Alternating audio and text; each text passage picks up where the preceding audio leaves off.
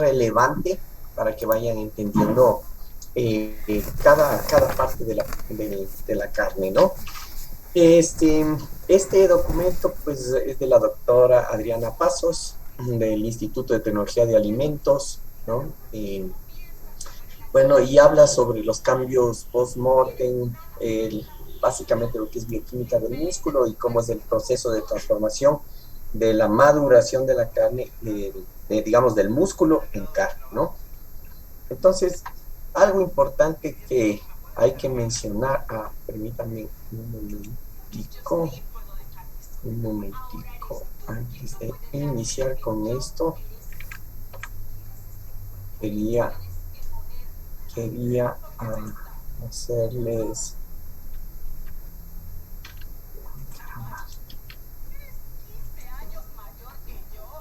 quería abrir el otro documento que está por acá.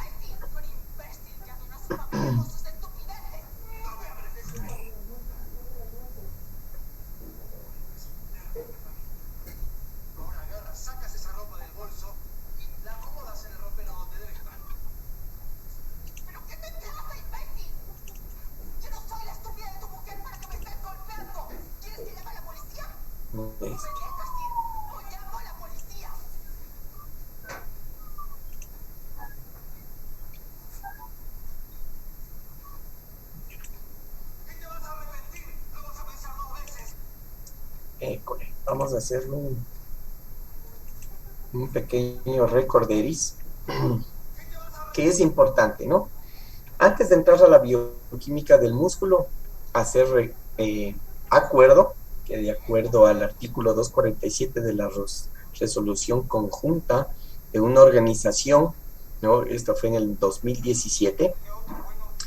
¿Qué es lo que nos dice lo que es la carne, no? Entonces, la carne es la denominación genérica de esta, se entiende por la parte comestible de los músculos de vacunos, bubalinos, porcinos, ovinos, caprinos, llamas, conejos, animales domésticos, nutrias de criadero, pollos, polias, gallos, gallinas, pavitos, pavitas, pavos, pavas, patos domésticos, gansos domésticos, codornices, etcétera, etcétera, etcétera.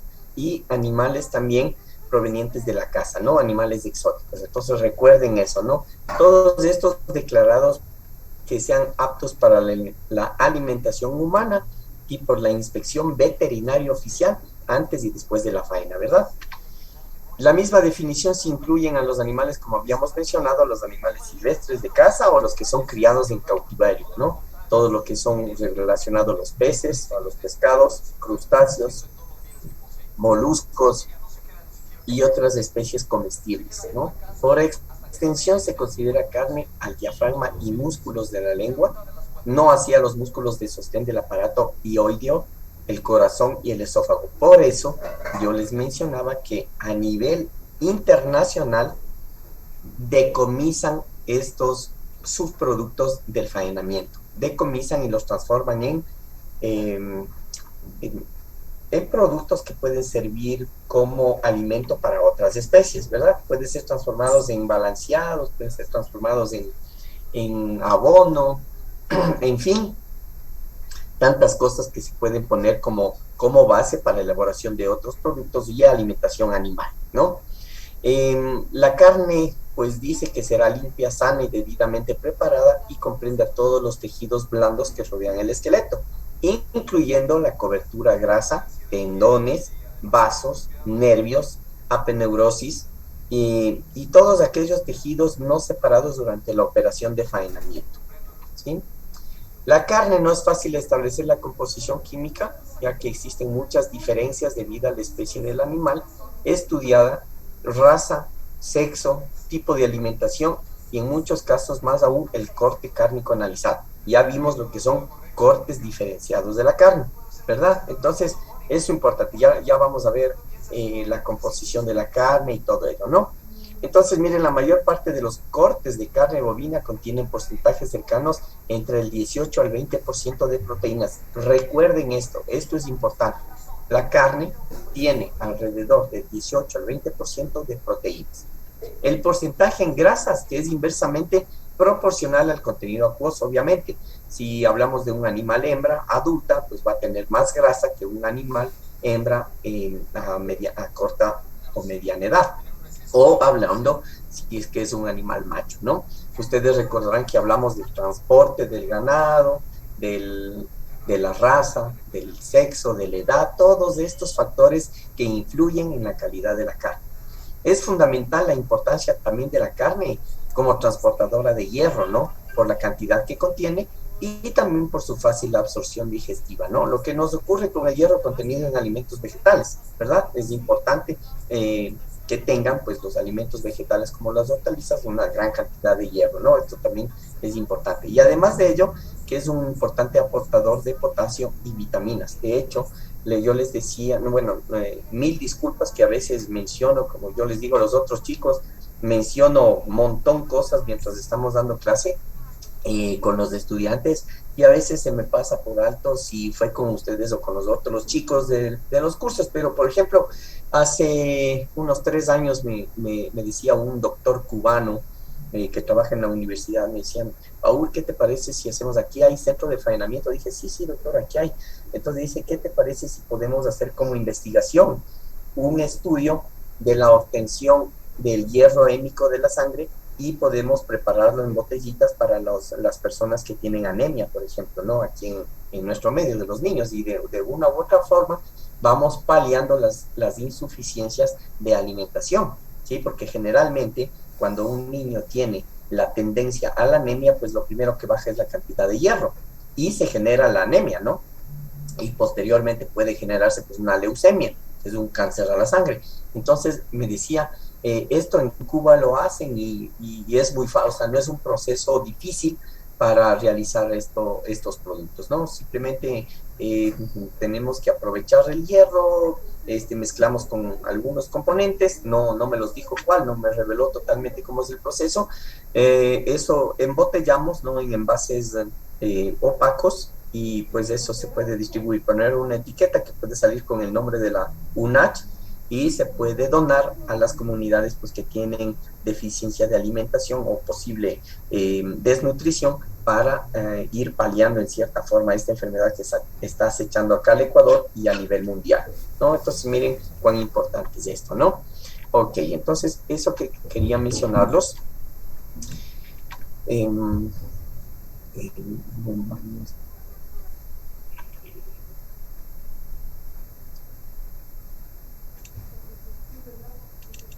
Entonces, en base a eso, entonces vemos que los tejidos de la canal, ¿no? Ustedes ya saben lo que es una canal en base al proceso de faenamiento, ¿no? Posterior a la evisceración y todo ello, ¿verdad? ¿Se acuerdan? Ya se transformaba en las dos hemicanales. Entonces, miren, los tejidos de la canal, pues, mayor porcentaje está contenido por tejido muscular, ¿no? Luego viene el tejido adiposo y alrededor de entre el 13 y el 18% pues de tejido óseo, ¿no? O lo que es hueso, ¿verdad? Estos componentes pues que forman parte del animal y pues de la canal, ¿no? Pero ¿qué es el músculo? Entonces, parte del músculo o como funcionamiento del músculo, pues es la capacidad que tiene al contraerse en respuesta a un estímulo nervioso, ¿verdad? Por eso, cuando nosotros mandamos una descarga eléctrica a los animales previo al faenamiento, pues los músculos se contraen, ¿no? O algún tipo de estímulo. Por eso habíamos dicho que es importante, previo al faenamiento, que el animal se encuentre tranquilo, que no tenga distractores, ¿sí? Que no le altere su tranquilidad antes de la muerte. Entonces, ¿por qué? Porque todos estos estímulos nerviosos pues, van a permitir que el músculo se contraiga. Entonces, el músculo tiene esta capacidad, ¿no? De contraerse y alargarse, ¿sí? El tejido muscular, pues tenemos varias clases de tejidos, entre estos se encuentra el tejido liso, el tejido cardíaco y el tejido esquelético, ¿no? Entonces, en la imagen podemos observar claramente la fibra muscular estriada esquelética, cómo es la forma. Tenemos la fibra muscular cardíaca, ¿no? Ahí pues podemos observar los espacios intercelulares, las espigas escalaformes, ¿no? Y la fibra muscular, mire que es alargada, más fina, donde está el núcleo central, y las miofibrillas, ¿no? Podemos ver claramente en esta imagen. Además de ello, entonces entramos a lo que es músculo esquelético, ¿no? Entonces las fibras largas multinucleadas que están contenidas en el músculo esquelético, ¿no? Conforman también un inervado a partir del sistema nervioso central, ¿no? Y todo este tejido, pues que está unido o este músculo esquelético, pues que está unido a los huesos a través de los tendones, ¿no? Todo eso reacciona con qué, con las contracciones, ¿no? Con las contracciones que recibe por el estímulo y pues se relacionan los huesos y los cartílagos, ¿no? Además de ello, pues también el músculo esquelético pues está contenido con la mayoría de la masa corporal de los animales vertebrados, ¿no? Entonces podemos ver en la imagen cómo están vinculados, ¿no? El músculo, el hueso y los tendones, ¿verdad? Creo que esto lo conocemos, no vamos a ahondar mucho en lo que es justamente la bioquímica, pero simplemente lo más importante que ustedes conozcan. Dentro de la estructura del músculo, pues tenemos y podemos observar en estas imágenes cómo se conforma la estructura del mismo, ¿no? Entonces podemos observar que está conformado ¿por qué? Por el tendón, por el epimicio, que es la parte externa, ¿no? de la piel, el perinicio, que es en la parte ya muy cercana a lo que es el hueso, ¿no? El endomicio, pues, está ya mucho más adentro del hueso, cerca de lo que es la médula, y la fibra muscular, ¿no? Una fibra muscular. Y las miofibrillas, pues, obviamente. Además de ello, pues, podemos observar, ¿no? La estructura del músculo, las de fibras musculares, ¿no? Dentro de esto, si vemos más internamente, ¿no? Entonces la fibra muscular que está conformada por gran cantidad de células, están las miofibrillas y un miofilamento, ¿no? El miofilamento que forma parte de una miofibrilla. Entonces miren cómo se van analizando la estructura del músculo, ¿no? Del músculo esquelético, ¿no? Y que todo eso pues dará forma a lo que es la estructura ósea de un animal o pues de una persona, ¿no? En la fibra muscular pues se pueden observar, ¿no? Que está conformado por varias situaciones como las mitocondrias, el sarcolema, los miofilamentos, ¿no? Y aquí es importante mencionar, mire, esto de las bandas, ¿no? Esto es lo que permite la contracción y la relajación del músculo, en el cual nosotros tenemos la línea Z, ¿no? Después de cada banda de líneas, pues siempre va a haber la aparición de una línea Z. ¿Qué es la línea Z? Para que tengan clarísimo, es el máximo nivel de estiramiento de los miofilamentos. Es decir, cuando el músculo se estira hasta el momento que se rompe, esa es la línea Z, ¿sí? ¿Para qué nos sirve esto? Pues cuando entremos a lo que es la rigidez cadavérica, entonces ahí entra en juego esto, ¿no? ¿Por qué? Porque cuando está un cadáver, de hecho, cuando ustedes sacrifican un animal, no es que es carne, ¿no? Son cadáveres, luego viene la maduración de la carne y transformación del músculo en carne. Entonces, en primera instancia, sucede que la rigidez cadavérica, por eso han visto los perritos cuando les atropellan en la calle y están ahí ya un cierto tiempo, pues están duros, ¿no? Quien haya tenido oportunidad de ver alguna persona, pues, que haya fallecido, tiende a tomar esto de la rigidez cadavérica, ¿no? Por eso cuando muchas de las veces fallece un familiar o alguien conocido, entonces dicen que apurémonos vistiéndole porque luego ya se endura, dicen, ¿no? Entonces cuando está fresco el cadáver, pues es muy fácil mover los brazos, las piernas, todo, y le pueden vestir. Luego ya entra el periodo de rigidez cadavérica, es decir, que se estiran los miofilamentos, ¿verdad? Ya se estiran y se quedan rígidos. ¿Por qué? Porque posterior a eso no hay una maduración de la carne, ¿no? Con el descenso de pH y todo eso, ya lo vamos a ver, y viene el relajamiento nuevamente de los músculos y pues ya podemos aprovechar las propiedades que nos brinda la carne, ¿sí? Entonces, una ultraestructura de la miofibrilla que podemos ver acá, ¿no? Eh, bueno, que no lo voy a topar, en realidad no es muy relevante esto. Eh, y vemos la composición química del músculo, cómo está conformado el músculo. Entonces, miren, el agua está entre el 68 y 75%, ¿sí? Cuando ustedes estén en un proceso de faenamiento, ya pues conocen que la parte de la composición del músculo es el agua entre el 68 y 75%, en proteínas están entre el 18 y 25%, lo que es el lípidos están entre 4 al 12%. Recuerden que todos estos valores, ¿por qué dan este rango de porcentaje? Porque va a cambiar y va a variar de acuerdo a lo que habíamos mencionado, de acuerdo a la especie, de acuerdo a la edad, ¿sí? De acuerdo de pronto a la zona de crianza del animal. Todos esos factores van a ir variando, ¿no? Los hidratos de carbono pues están alrededor del 1%, y los minerales de igual manera en relación a, o más o menos alrededor del 1%. Esa es la composición básica y química del músculo animal, ¿no? También se menciona que dentro de las proteínas del músculo, pues tenemos a las proteínas sarcoplasmáticas, las proteínas miofibrilares, que están alrededor del 65 al 75% de las proteínas musculares, y está conformado también por tejido conectivo, ¿no? Es básicamente lo que como comúnmente nosotros llamamos carne, ¿no? El tejido conectivo, ¿sí? Las proteínas sarcoplasmáticas, pues dentro de estas están vinculadas a las enzimas del metabolismo que tiene que ver con a través de la alimentación y factores externos e internos para el músculo. Las proteínas que no pertenecen al aparato contráctil también, las que están extra. Y algo muy importante que son parte de estas proteínas, pues la mioglobina, que es lo que le da el líquido contenido en la sangre, la hemoglobina y las proteasas, ¿no? Es decir, entre la mioglobina y la hemoglobina es lo que forman la sangre, ¿sí?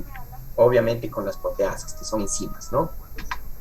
La mioglobina, ¿qué es? Pues es un pigmento de la carne fresca en donde existe depósitos de oxígeno, y este contenido pues puede variar con la edad, la especie y también el tipo de fibra, ¿no? Si un animal pues es criado en la costa, no va a tener mucha fibra. Un animal que esté en la sierra sí, porque en las laderas hace mucho más de ejercicio, entonces es una carne más fibrosa, o peor aún si es que ha sido puesto para trabajos de arado, por ejemplo, ¿no? Entonces ese componente pues, va a tener esta fibra, ¿no? Bueno, aquí nos dan diferentes contenidos de la mioglobina de acuerdo a la edad del animal, ¿no? O a la edad de la carne, ¿no? De acuerdo también a la especie. Entonces, por ejemplo, si vemos del puerco rosado, ¿no? O el puerco blanco, que se le conoce el chancho ibérico, que se le conoce acá, entonces miren, está alrededor de 2 miligramos por gramo de mioglobina, ¿no? En la carne de borrego, ¿no? Está alrededor de 6 miligramos por gramo, ¿sí? Y en la carne de res, pues está alrededor de 8 miligramos por gramo, ¿no? Aquí podemos ver una carne de res vieja, de un animal adulto y de un animal joven, ¿no? Entonces, miren, de un animal joven está alrededor de 8 miligramos por gramo, y de un animal viejo sube la hemoglobina, ¿no? 18 miligramos por gramo, ¿sí? Dentro de los tipos de fibras tenemos dos tipos, tipo 1 y el tipo 2. En el tipo 1 pues está lo que se refiere a la contracción lenta de las fibras rojas o de la carne roja, y el tipo 2 pues la contracción rápida o fibras blancas, ¿no? Entonces hablemos que un deportista, digamos en el ser humano, una persona que hace deporte tiene más fibras. ¿De qué creen ustedes? ¿De fibras blancas o de fibras rojas?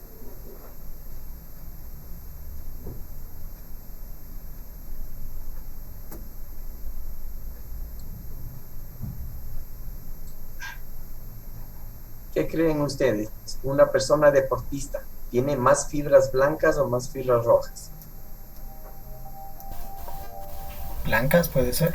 Y justamente las fibras blancas, ¿no? Un deportista tiene mayor cantidad de fibras blancas en la composición del tejido conectivo, porque obviamente eh, al hacer deporte y todo, pues desarrolla la formación de fibras blancas, ¿no? En cambio, una persona que no hace deporte, pues tiene mayor cantidad de fibras rojas, ¿no? De igual manera en los animales. Un animal que realiza trabajos de arado, o como les digo, están en nuestro medio, siempre hay laderas y todo eso, ¿no? Entonces este animal tiende a ser en su composición más fibroso. En cambio, un animal que está en reposo, que está en los planos, en los llanos, pues tiene más fibras rojas. Y esta contracción se hace más lenta, ¿no? En las fibras blancas la contracción es mucho más rápida, ¿no? En las proteínas del tejido conectivo podemos observar que tenemos proteínas extracelulares, están conformados por los tendones y por los ligamentos. Todos estos son sintetizados por los fibroblastos, ¿no? Y dentro de los fibroblastos, pues está el colágeno, está la elastina, ¿no? Y otras más, ¿no? Como lo mencionan acá. Además de ello, que está en conexión, como ya habíamos dicho, el tejido conectivo está en conexión con el músculo y el hueso en sí, ¿no? Por eso que ustedes ven que los tendones en los huesos, bueno, si observamos en nuestro músculo mismo, pues tenemos gran cantidad de tejido conectivo, pues que está siempre en conexión con la movilidad y con la resistencia de los tendones, ¿no? Esto es importante mencionar. Y veamos algo del colágeno, ¿no? El colágeno, que es una parte importante, es la proteína animal más abundante que se encuentra en los huesos y en la piel, ¿no? Pues este colágeno es lo que permite tener hidratado al tejido, ¿verdad? Y pues que a nosotros como consumo, como personas, como seres humanos, pues nos ayuda mucho para mantenerlos, para mantener con irrigación y irrigación y también humedad, digamos, ¿no? Digámoslo así, que esté nutrido el músculo, y pues eso permite también tener una buena movilidad y tener también ¿cómo les puedo decir? Como hidratación en el músculo, básicamente, ¿no? Por eso es que los médicos siempre recomiendan consumir colágeno, porque el colágeno es parte de las células y parte de los músculos, y esto pues permite primero, en el ser humano me refiero, permite estar con las células jóvenes, tener un tejido hidratado y joven, ¿no? Y en los animalitos, pues, viene a ser como un aceite para los tendones, ¿no? Por eso una persona cuando tiene dolor de, de las coyunturas, dolor de las articulaciones, dolores musculares y todo eso, siempre mandan a tomar. Ustedes conocen que con la edad de las personas, pues va bajando la cantidad de colágeno, ¿verdad? Entonces consuma, hoy por hoy se habla mucho del colágeno hidrolizado, ¿sí? O si no, pues del colágeno que está contenido en la gelatina, ¿no? Lo que se conoce como gelatina, el flan. Cuando nosotros preparamos la famosa caldo de pata, en todo ello está presente el colágeno. Y la elastina, que es también otro tipo de proteína, pues esto nos permite dar la elasticidad, la deformación y la tensión, tanto en el músculo como en los ligamentos y como en las paredes de los vasos, ¿no? Esta proteína, esta elastina, pues es insoluble y es una proteína muy fibrosa, ¿no? Entonces ahí podemos ver en la imagen, por ejemplo, cuando las moléculas de elastina están relajadas y cuando están distendidas, ¿no? Entonces ahí nos da la extensibilidad del músculo y permite la relajación y la extensión. Además de ello, también están las proteínas miofibrilares, ¿no? Dentro de estas proteínas, pues están conformadas por las miofibrillas, por el sarcómero, por los filamentos de miosina, ¿sí? Bueno, podemos ver en la imagen cómo están conformados todos, cómo están vinculados y relacionados de los filamentos de tanto de la actina como la miosina. Todos estos entrarán cumplen un papel importante, ya que se produce la actomiosina luego en el proceso de maduración de la carne, que ya lo veremos un poquito más adelante, ¿no? Y los filamentos de actina, pues aquí también están conformados, estos filamentos de actina están conformados por la actina, la troponina y la tropomiosina, ¿sí? Ustedes pueden ver en la imagen de abajo, pues, una cadena del filamento de actina, en donde está la tropomiosina, la troponina y la molécula de actina, ¿no? Ok. Como les había dicho, dentro de la estructura del sarcómero, ¿no?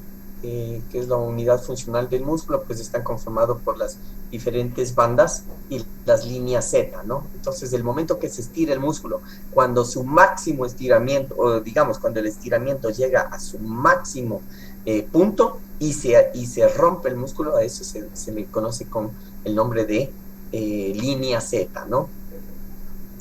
Eso es importante conocerlo también.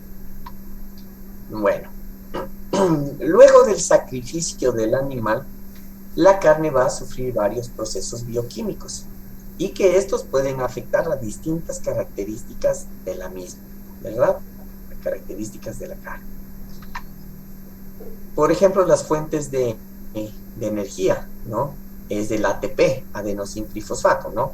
Este está conformado por la creatina fosfato y por la glucosa. Entonces, nosotros vemos que a través de la famosa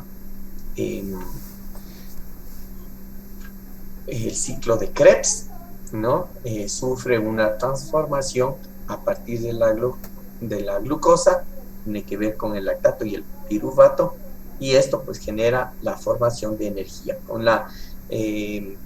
Con esto de la energía, pues podemos generar el ATP y ADP, ¿no es cierto? La adenosin trifosfato y adenosin difosfato, ¿verdad? Bueno, esto no sé si vieron esto con la doctora Davinia, esto del síndrome metabólico, todo lo que tiene que ver con la transformación de la glucosa, el ciclo de Krebs y todo. Creo yo que lo vieron, ¿verdad? Si me hacen acuerdo, si les habló sobre la generación de energía o producción de energía. Por eso es que muchos animalitos, cuando van al sacrificio, es importante poner una dosis ligera de glucosa. ¿Para qué? Para que el músculo se relaje, ¿no? Entonces, miren, con el sacrificio, pues, ¿qué es lo que primero pasa? Con el desangre, cesa la circulación sanguínea, ¿verdad? Cuando cesa la circulación sanguínea, pues no hay una regulación del sistema de retículo endotelial.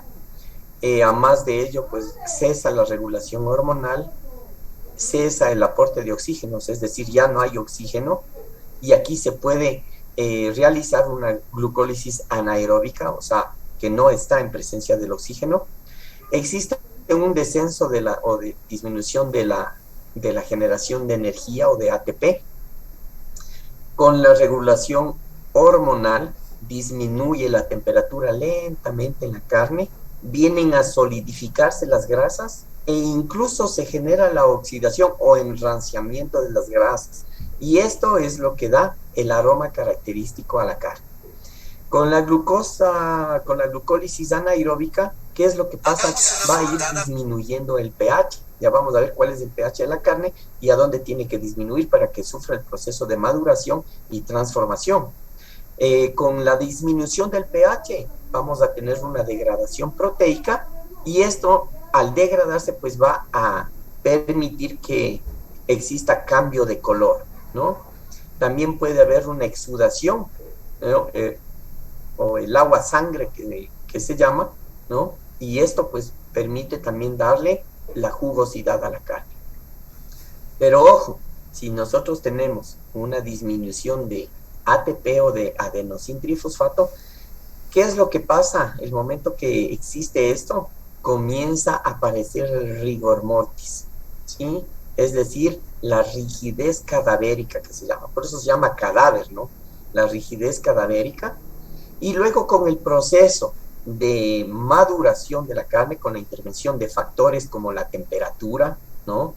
El pH, y con la intervención de ácido láctico, pues va a bajar, va a ir disminuyendo la carne, pues ya veremos cuando es una carne PSE y DFD, perdón.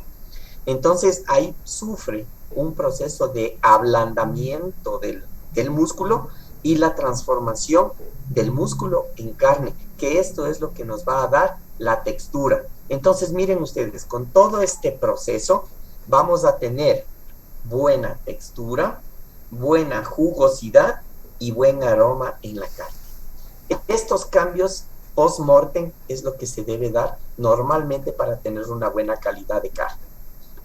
¿Entendido?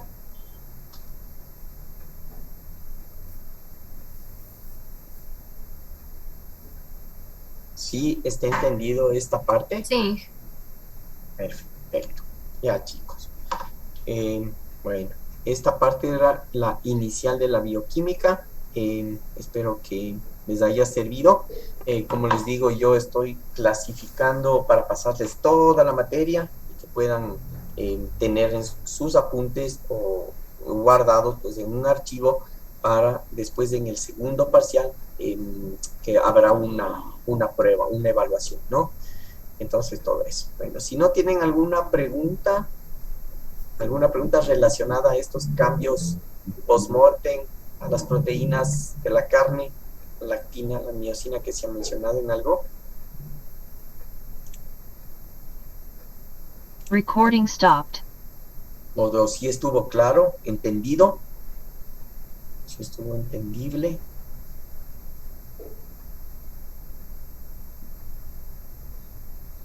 O no me comprendieron nada.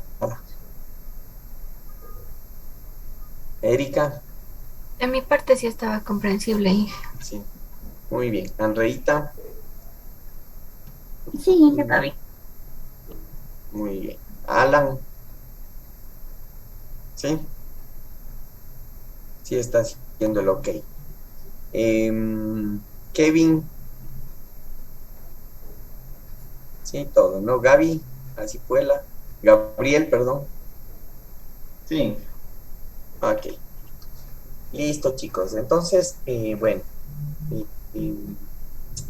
hemos tratado la primera parte de la bioquímica del músculo. Después ya lo complementaremos, veremos la maduración de la carne y después entramos a subproductos de la carne, calidad de la carne y después todo lo que tiene que ver con formulaciones. Ya está aprobado, les comento que ya está aprobado la elaboración de prácticas presenciales. Entonces ya el señor director de carrera pues me dará el visto bueno para ver si planificamos ya una práctica en el laboratorio, ¿no? Entonces, sin más, pues les agradezco mucho por estar acá y nos estaremos viendo la próxima semana. Luego, Inge, muchas gracias. Gracias, Inge, hasta luego. Gracias, chicos. Que pasen bien, cuídense, Inge, hasta hasta luego. luego. Hasta luego. Ay, no, yo no quiero irme presencial.